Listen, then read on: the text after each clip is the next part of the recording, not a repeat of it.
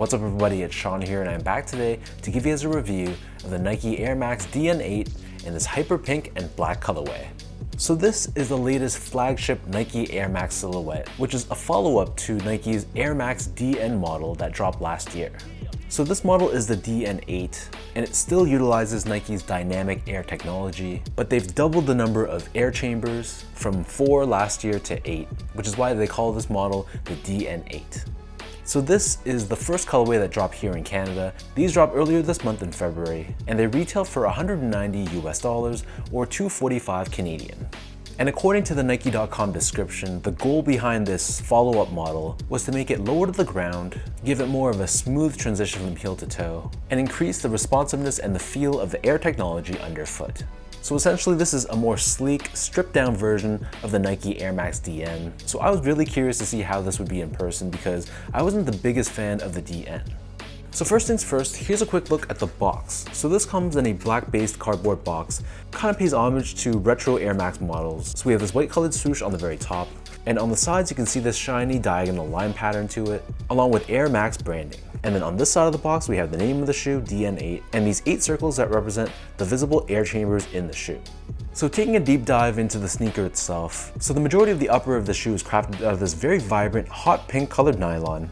But then surrounding the front toe cap, we have this fuse or TPU layer, which gives you some added durability. Right above this, we have this black colored Nike swoosh, and then on the sides of the shoe, you can see we have these wave-like cutouts, revealing a mesh layer underneath, which is slightly lighter in color. Above this, covering the eyelets, we have this synthetic felt-like material, and we have these 2 reflective silver layers, which sit in between the eyelets. Moving downwards, we have a black, shiny swoosh, which is visible only on the lateral side. Covering the heel of the sneaker, we have this pink colored TPU heel clip, which gives you structure and support along the back end of the shoe.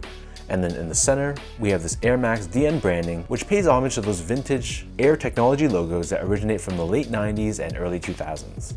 And then on the very top of the heel, we have this TPU strip, which is also done in this tonal pink color. In terms of laces, this pair only comes with 1 lace option, and they're an oval-shaped lace done in the similar pink colored shade.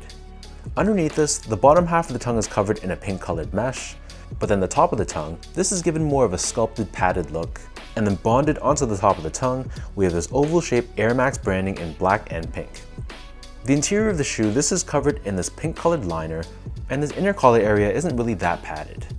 These come with a decently padded foam-lined insole. As you can probably guess, it's also lined in this pink colored shade, and again we have that vintage Air Max DN logo on the heel. So the upper of this shoe, this sits atop this foam carrier, which I couldn't find officially what foam they utilized. I believe the DN last year utilized a Phylon foam carrier, so that may be the case for this shoe as well.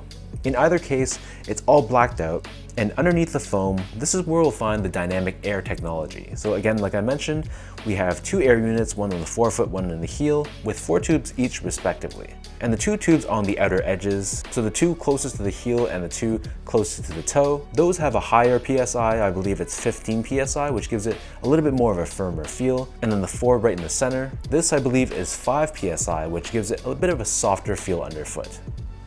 So when you compare this to the DN from last year, it just had a lot more foam covering the air technology, whereas this one more or less has direct contact with the floor. Finally, turning the shoe over to the bottom, so this outsole is crafted primarily in this black colored rubber. In the middle though, you can see it's a slightly different shade, and this I presume is what's covering the core of those dynamic air units on both the forefoot and the heel.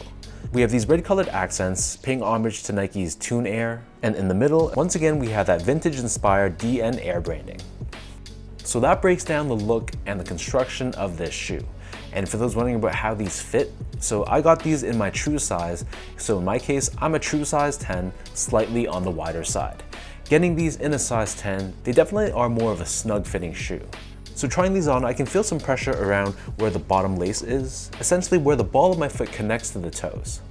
So it's just a very narrow fitting toe box. So my initial thoughts were that these were way too tight. However, the longer I kept them on feet, the more that pressure kind of just disappeared. So I feel like if you have a narrow or normal width foot, you can by all means go true to size. If you have a slightly wide foot like me, and you like a really snug 1-to-1 exact fit, you could go true to size. But if you like more of a roomy toe box, you'd probably be better off going up a half size. And same thing for those who have a really wide foot. either go up half a size, or honestly, I'd probably just recommend passing on this model altogether because this is a pretty narrow shoe, all things considered. When you compare this to last year's DN, I feel like the DN8 is even more narrow and it just has more of a sleek feel. So if you thought last year's version was already snug, then you'll find these to be extremely snug in comparison. Moving on to the comfort, so honestly, these were an upgrade over last year's DN model. Last year's version, I felt it was very clunky and the air units on the heel just felt very stiff.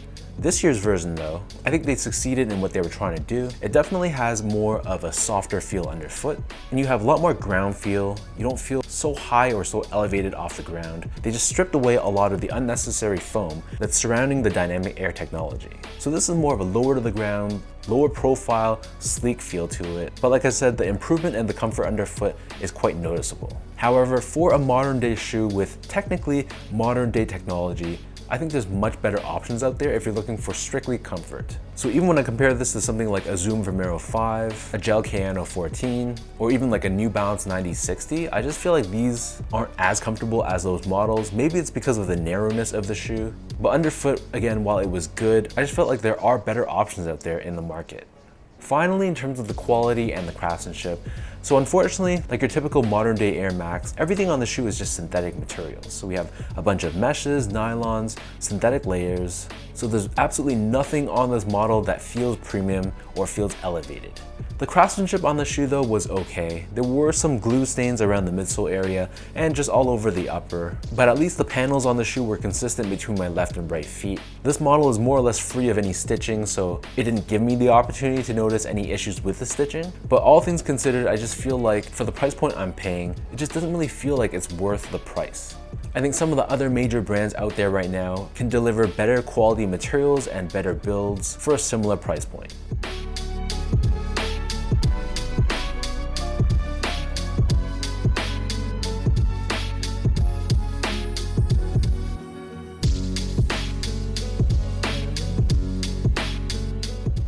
So with all of that out of the way now, let me toss these on feet, I'll lace them up, and I'll show you guys how these look.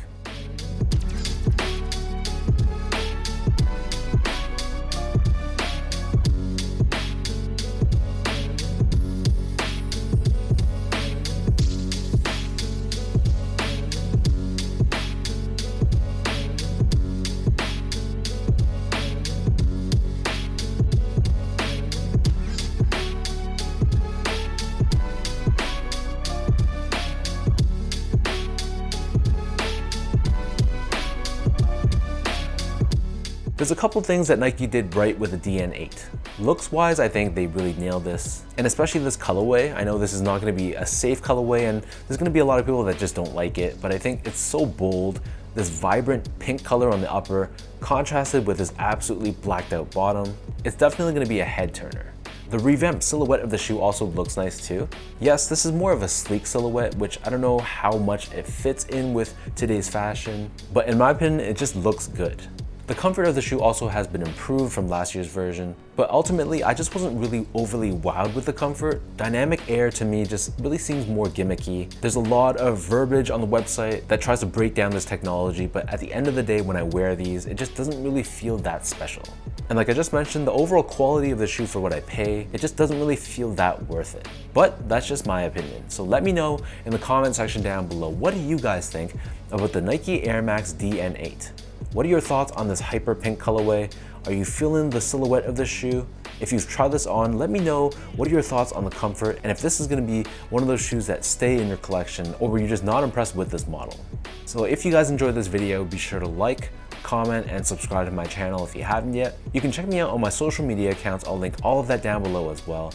And as always, appreciate your continued love and support, and I'll catch all of you in my next video.